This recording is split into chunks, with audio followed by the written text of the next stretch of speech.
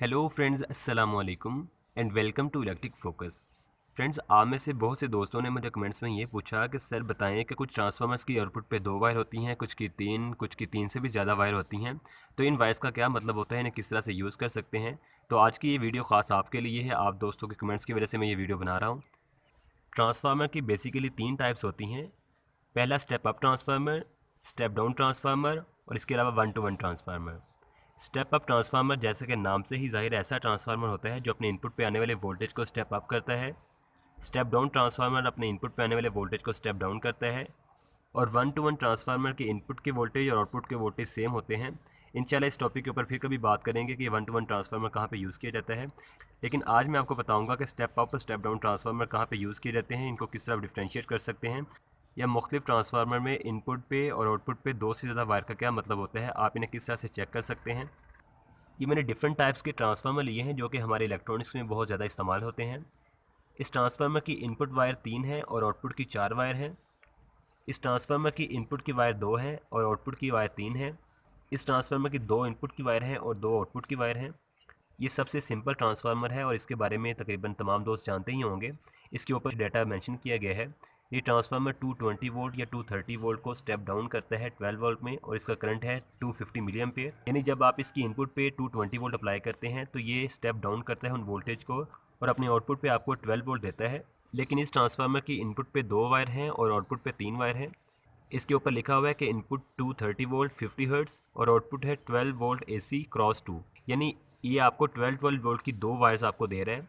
ये 2 blue wire हैं इसमें और एक ब्लैक वायर है। अगर आप इस ब्लू और ब्लैक के पेयर को यूज़ करेंगे तो आपको 12 वोल्ट मिलेंगे। अगर आप इस ब्लू और ब्लैक वायर को यूज़ करेंगे तो फिर भी आपको 12 वोल्ट मिलेंगे। यानी कि ब्लैक वायर इन दोनों वायर के दरमियान कॉमन है। लेकिन इस ट्रांसफार्मर की मदद से आप 24 वोल्ट भी आउटपुट ले सकते हैं। आपको अगर 24 वोल्ट आउटपुट लेनी है, ब्लैक वायर को इसमें से आप यूज़ ना करें और जो दोनों ब्लू वायर हैं उनमें से आप आउटपुट लें, तो इनसे आपको 24 वोल्ट आउटपुट मिलेगी। इसकी वाइंडिंग किस तरह से होती है आपको मैं थोड़ा डिटेल से बता देता हूँ। इस ट्रांसफार्मर की वाइंडिंग इस तरह होती है कि इसमें एक प्राइमरी वाइंडिंग और दूसरी सेकेंडरी। प्राइमरी की सिर्फ एक ही वाइंडिंग होती है। इसमें एक वायर को इस तरह से कोर के ऊपर वाउंड किया जाता है और इसके इनपुट पे 220 वोल्ट देते हैं। तो जब ट्रांसफार्मर की सप्लाई को ऑन करते हैं तो इसमें मैग्नेटिक फ्लक्स पैदा होता है। ये फ्लक्स दूसरी सेकेंडरी वाइंडिंग को जाके टच करता है तो इसके अंदर भी वोल्टेज इंड्यूस हो जाते हैं। ये ट्रांसफार्मर का बेसिक वर्किंग प्रिंसिपल है। अगर आप चाहते हैं तो इंशाल्लाह किसी और दिन इसके बारे में आपको वीडियो बना दूंगा। तो इसमें प्राइमरी की टर्न्स ज़्यादा होंगी और सेकेंडरी की टर्न्स कम होंगी। लेकिन इसकी सेकेंडरी की वाइंडिंग प्राइमरी से थोड़ी डिफरेंट है। इसमें देखें, एक कॉयल को सेम इस तरह वाउंड करके इसके 2 टर्मिनल को बाहर निकाल दिया गया है, लेकिन इसके मिडल से एक और पॉइंट को बाहर निकाल दिया गया है। अगर आप इन दोनों वायर्स को यूज़ करते हैं तो इसमें आपको मिलेगा 24 वोल्ट, क्योंकि इसकी जो आउटपुट की कॉयल है वो 24 वोल्ट की है। क्योंकि इस ट्रांसफार्मर के सेकेंडरी वाइंडिंग के बिल्कुल सेंटर में से एक हमने वायर का पीस लगा के बाहर निकाल लिया है। इसको हम कहते हैं टेपिंग। यानी इस टेपिंग की मदद से हमने इसके वोल्टेज को 2 हिस्सों में तकसीम कर लिया है। लेकिन जब टेपिंग निकाली जाती है तो इसके ऊपर वाली वाइंडिंग और नीचे वाली वाइंडिंग के दरमियान जो टर्न की डिफरेंस है वो बिल्कुल सेम होता है। अगर टर्न सेम होंगे तो इन दोनों पॉइंट्स के दरमियान वोल्टेज लेंगे वो भी सेम होंगे और इन दोनों के दरमियान वोल्टेज भी सेम होंगे। लेकिन अगर यहाँ पे टर्न्स का डिफरेंस आ जाएगा, यानी फ़र्ज़ करें यहाँ पे 10 टर्न्स थी और यहाँ पे 12 टर्न होगी, तो इन पे वोल्टेज कम होंगे, इन पे वोल्टेज ज़्यादा होंगे। सेंटर टेप ट्रांसफार्मर के सेकेंडरी वाइंडिंग के बिल्कुल सेंटर में से एक टेपिंग निकाल दी जाती है। इसी टेपिंग की वजह से इस ट्रांसफार्मर को सेंटर टेप ट्रांसफार्मर कहते हैं। ये जो दूसरा ट्रांसफार्मर है इसकी वाइंडिंग थोड़ी डिफरेंट तरीके से की गई है। इसमें 220 वोल्ट इनपुट सेम पहले ट्रांसफार्मर की तरह ही आती है। इसमें एक ही कॉइल होता है जिस पे 220 वोल्ट इनपुट करते हैं। जब इस ट्रांसफार्मर की प्राइमरी वाइंडिंग को 220 वोल्ट एसी सप्लाई के साथ कनेक्ट करेंगे तो इसमें जो फ्लक्स पैदा हो रहा है वो सेकेंडरी वाइंडिंग के साथ भी लिंक करेगा जाके, और इसमें भी वोल्टेज इंड्यूस हो जाएंगे। ट्रांसफार्मर के ऊपर मेंशन है कि जब आप इसको 220 वोल्ट या 230 वोल्ट इनपुट करते हैं तो इसकी आउटपुट पे आपको 12 वोल्ट आते हैं। इस ट्रांसफार्मर की सेकेंडरी कॉइल 12 वोल्ट की है, लेकिन पहले ट्रांसफार्मर की कॉइल 24 वोल्ट की थी। इस ट्रांसफार्मर को आप सिर्फ 12 वोल्ट पे यूज़ कर सकते हैं, लेकिन जो पहला ट्रांसफार्मर था सेंटर टिप, उसे आप 12 वोल्ट या 24 वोल्ट दोनों के तौर पे यूज़ कर सकते हैं। जो तीसरा ट्रांसफार्मर मैंने लिया है, ये इसकी प्राइमरी और सेकेंडरी वाइंडिंग पहले ट्रांसफार्मर से बिल्कुल डिफरेंट है। इसके इनपुट पे भी 3 वायर हैं और आउटपुट पे 4 वायर हैं। इसकी इनपुट पे मेंशन किया गया है 0, 115 वोल्ट और 230 वोल्ट।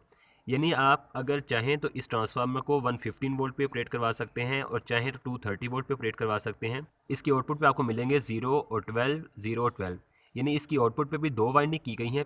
पहले दोनों ट्रांसफार्मर की एक ही प्राइमरी और एक ही सेकेंडरी वाइंडिंग थी, लेकिन पहले ट्रांसफार्मर की सेकेंडरी वाइंडिंग को 2 हिस्सों में तकसीम कर दिया गया था।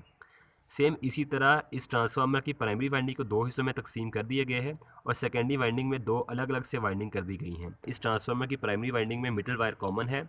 आप किसी भी एक वायर के साथ इस मिडल वायर को कॉमन के तौर पे यूज़ करके इसको 115 वोल्ट पे ऑपरेट करवा सकते हैं, लेकिन इसकी आउटपुट पे आपको 12 वोल्ट यहाँ पे मिलेंगे और 12 वोल्ट यहाँ पे मिलेंगे। यहाँ पे फेज़ आता है तो यहाँ पे न्यूट्रल आएगा और यहाँ पे अगर फेज़ है तो दूसरे का न्यूट्रल यहाँ पे होगा। ये दोनों वाइंडिंग्स बिल्कुल आपस में सेपरेट हैं, इनके आपस में कोई लिंक नहीं है। आप इनकी दोनों आउटर वायर को यूज़ करते हैं तो इस पर आप 230 वोल्ट अप्लाई कर सकते हैं, आउटपुट पे आपको फिर भी 12 वोल्ट मिलेंगे।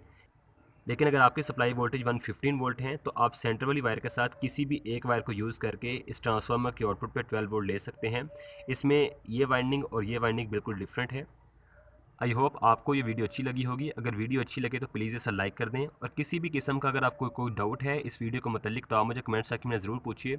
इंशाल्लाह मैं बहुत जल्द आपके क्वेश्चन का आंसर करूँगा। अगर वीडियो अच्छी लगे तो प्लीज़ इसे लाइक कर दें और इस तरह की मज़ीद वीडियोज़ देखने के लिए आप चैनल को सब्सक्राइब कर लें और साथ जो बेल आइकन का बटन है उसे लाजमी प्रेस कर दें। इस तरह ये होगा कि जो ही मैं कोई नई वीडियो आपके लिए लेके आऊँगा उसका नोटिफिकेशन आपको मिल जाएगा और आप कोई वीडियो मिस नहीं कर पाएंगे।